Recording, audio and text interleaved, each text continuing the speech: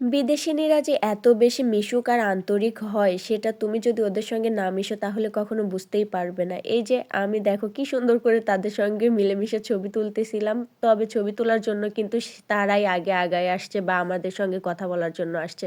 এই যে আমি এখানে একটা সুন্দর প্লেসে আমার হাসব্যান্ড আমারে কিছু ছবি আর ভিডিও তুলে দিচ্ছিল, করে দিচ্ছিল। আর আমার মেয়েটা তো টোটো কোম্পানির ম্যানেজার, সে সামনে পিছনে ঘুরতেছিল। আর এই ২ টা রাশিয়ান মেয়ে আমার মেয়েটাকে কোলে নেওয়ার জন্য সে আপ্রাণ চেষ্টা করতেছিল। কিন্তু আমার মেয়েটা তো কুটুস পাখি, এই যে হাঁটতে, হাঁটতে ওই এদিক সেদিক চলে যাচ্ছিল। তাদেরকে গাছ দেখাচ্ছিল। আর সে বেচারিটা আমার মেয়ে কোলে নেওয়ার জন্য টানাহেঁচড়া করতেছিল। এমনকি নিচে বসেও পড়ছে যাতে আবার মেয়েটা কোলে যায় বসে বা তার কষ্ট না হয়।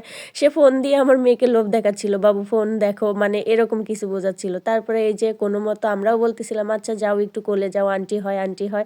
তারপরে এই যে টানাহেঁচড়া করে কোলে নিছে। এখন ছবি ক্লিক করতে পারছে কিনা জানি না। আমার মেয়েটা তো থাকবেই না, সে চলে আসতেছিল। এরকম মানে রাশিয়ান মেয়েগুলা এত বেশি মিশুক আর বাচ্চা এত বেশি পছন্দ করে যে কি বলবো। এই দেখো আরেকজন এসে আবার সেলফি নিচ্ছিল। আমিও সে পাশে ছিলাম অবশ্য। এই যে আমার মেয়েটা দেখো তাদের কোল থেকে নেমে আগে গা ঝাড়া দিচ্ছে, কাপড় ঝাড়া দিচ্ছে। আমার দুষ্টুটা আবার এরকম।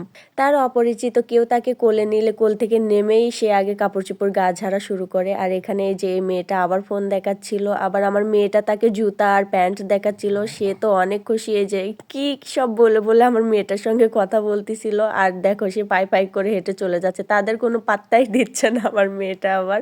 তো তারপরে তারা উঠলো, উঠে আমাকে জিজ্ঞেস করতেছে যে বেবির বয়স কত? 3 ইয়ার্স। আমি বলতেছিলাম নো 2 ইয়ার্স। ওরা তো অবাক দেখো। জিন্স পরা মেয়েটার ফেস রিঅ্যাকশন দেখো, সে তো অনেক খুশি। আর এই যে এই মোটা মেয়েটাও আবার আমার সঙ্গে হেসে, হেসে কথা বলতেছিল। আবার আমার হাসব্যান্ডকে বলতেছিল যে আমাদের ৩ জনকে ছবি তুলে দাও। আমার হাসব্যান্ডও ৩ জনকে ছবি তুলে দিচ্ছিল। আর এইখানে আমি আবার তাদেরকে পরিচয় করে দিচ্ছিলাম যে আমি কি পরছি। এটা শাড়ি, বাংলাদেশি ট্র্যাডিশনাল এরকম। সে বলতেছিল যে ওয়াও। আবার একটু বাংলাদেশের প্রশংসা করতেছিল, বাংলাদেশি সো গুড। তারপরে এই যে আবার রাশিয়ান ভাষায় কি সব যেন বলতেছিল। আমি তো আর রাশিয়ান ভাষা বুঝি না, তাই তাদের কথার মানেও টানেও বুঝতেছিলাম না। যে কয়েকটা ইংরেজিতে বলতেছিল সেই কয়েকটাই আর কি টুকটাক বুঝতেছিলাম। তারপরে এই যে আমার মেয়েটা আবার আসলো আমার কাছে, মেয়েকে নিয়ে আবার কয়েকটা ছবি তুললাম। আর এরা এত বেশি হাসি খুশি আর কিভাবে কাকে ইমপ্রেস করতে হয় সেটাও মনে হয় খুব ভালো করেই জানে। এই যে আমাদের ছবি তোলার শেষে আমার হাজব্যান্ডকে আবার আমার পাশে দাঁড় করায় দিয়ে তারা বলতেছিল যে আচ্ছা আমরা আবার ছবি তুলে দিই। আবার তাদের ফোনে আমাদের ছবি নিচ্ছিল। আমার মেয়ে এখানে তাদের বাই বলে দিচ্ছিল।